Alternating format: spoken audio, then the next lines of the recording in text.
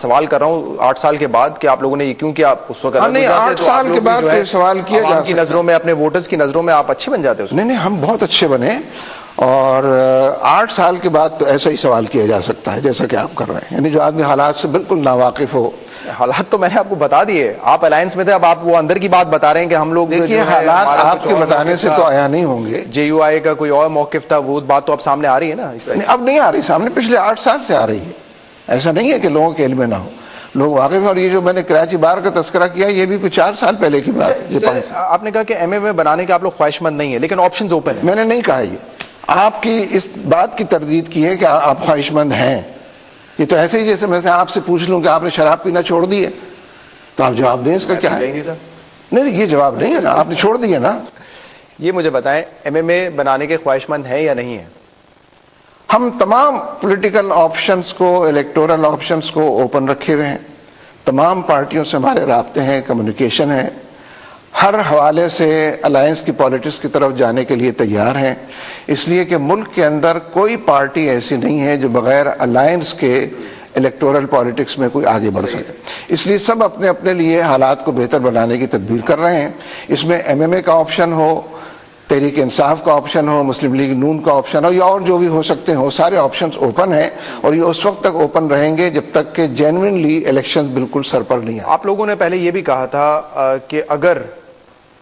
جے you آئی باہر آ جاتی ہے، حکومت سے اپوزیشن میں آ جاتی ہے، تو پھر ہم سوچ سکتے ہیں ایم ایم اے بنانے کا۔ یہ آپ کا پہلے موقف تھا 1-1.5 سال پہلے کی میں بات کر رہا ہوں۔ اب تو وہ اپوزیشن میں آ گئے ہیں، سینٹ میں اپوزیشن لیڈر بھی جو ہے جے یو آئی کا ہے۔ ویسے تو خیر ابھی پوری طرح وہ اپوزیشن میں نہیں آئے ہیں، لیکن یہ موقف نہیں تھا کبھی بھی۔ موقف یہ تھا کہ پہلے وہ اپوزیشن کے اندر آ کر بیٹھیں گے تو کوئی بات کرنے کی گنجائش پیدا ہوگی، تو بات کرنے کی گنجائش ضرور پیدا ہو گئی، ورنہ تو اب بھی وہ تمام سرگرمیاں اپنی چھوڑ کر کوئٹے کی اگر آصف زرداری سے ملاقات کے لیے آ گئے ہیں اور آ کر یہ کہا ہے کہ ہم تمام معاملے میں سپورٹ کرتے ہیں اور کوئی انہونا واقعہ پیش آئے گا تو تائید کریں گے، تو ہم یہ سمجھتے ہیں کہ عام آدمی کے نقطہ نظر سے یہ بھی رویہ جو ہے یہ اپوزیشن کے اندر بیٹھنے والا نہیں ہے، بلکہ اس رویے سے تقویت پہنچتی ہے، اگر پوری طرح نہ بھی کہا جائے تقویت پہنچتی ہے، تو زرداری صاحب کے رویے ہی کو تقویت پہنچتی ہے۔ آپ نے بھی بالکل صحیح کہا کہ سچویشن ایسی ہے کہ کوئی ایک پارٹی جو ہے میرے خیال سے میجورٹی نہیں لے سکتی پارلیمنٹ میں، اور جب ہم دیکھتے ہیں ہسٹری جو مذہبی جماعتوں کی پرفارمنس ہے، اگر انہوں نے انڈیپینڈنٹلی الیکشن لڑا ہے تو کوئی خاص نہیں ہے، 5% ووٹ میرے خیال سے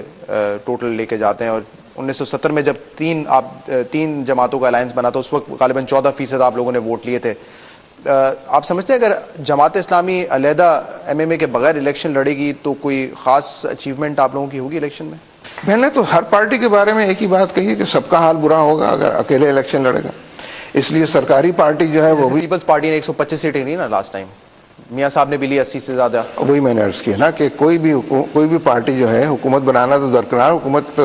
ایک دن کے لیے بھی برقرار نہیں رکھ سکتی، اس لیے الیکشنز کے بعد جو الائنسز ہوں گے وہ تو ایک الگ بات ہے کہ سیٹیں کس کی کتنی ہیں وہ اس کو پیدا کرے گا۔ ڈاکٹر صاحب ایک بریک لینا ہے، اس کے بعد تحریک انصاف آج کل جو ہے بڑے خبروں میں ہے اور کہا جا رہا ہے کہ یہ تیسری ایک آپشن ہے عوام کے پاس، اس پر بھی میں آپ سے بات کرنا چاہوں گا۔ ایک ناظرین کمرشل بریک لیتے ہیں، اس کے بعد ہم منور حسن صاحب سے جماعت اسلامی کے امیر ان سے مزید بات کریں گے، ہمارے ساتھ رہیے گا۔